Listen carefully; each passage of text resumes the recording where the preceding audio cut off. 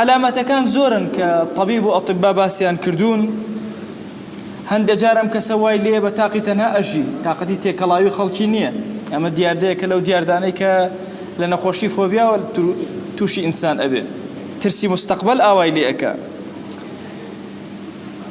هەندێک جار تەنگە نەفەس ئەبێت و دڵی پەلەپەل لێ ئەدا، هەندێک جار لە پڕ لە خۆیەوە دەسەکا بە گریان بەبێ ئیرادەی خۆی. زۆر کات ناتوانێت تعبیر لە ناخی خۆی بدا ئەوەی کە لە ناخەیەتی. هەموو ئەمانە علامەتن بۆی ئەو کەسە تووشی نەخۆشی ترسان لە مستەقبل بووە، ئەترسێت لە ئایندەی خۆی.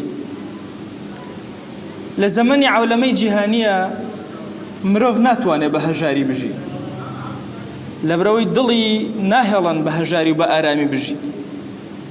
وەکو وایە کەسێکی زۆر برسی هەموو لەحظەیەک ببێتە سەر خواردنێکی زۆر خۆش و نەشی دەیت. ئەمڕۆ جیهان بەگشتی تایبەت کوردستانی خۆمان تووشی ئەم حاڵەتە بووە. هەمووان سەفتەی دۆلارەکان ئەبینن، بانقی پارەکان ئەبینن، دەوڵەمەندێکی بچکەڵە ئەبینن بە عەقڵ و جیسم بچکەڵە لە خۆوە سەر ئەچێ و ئەچێ بەرەو سەر. هەمیشە ئەمانی تر کە کارێکی زۆر ئەکەن تووشی ئەم حاڵەتە ئەبن لە ڕووی دەرونیەوە یەنە دواوە. ئەمە پێویستی بە دراسەیەکی ورد هەیە کە ئینسان خۆی تەفتیش کە تووشی ئەم حاڵە نەبێ.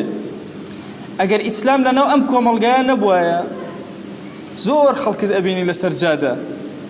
هێزی ئیسلام لە بەرامبەر ئەم ململانێ ئەوروپیەیە خۆی ڕاگرتووە هەتا ئێستا و میلەتی کوردی پاراستووە.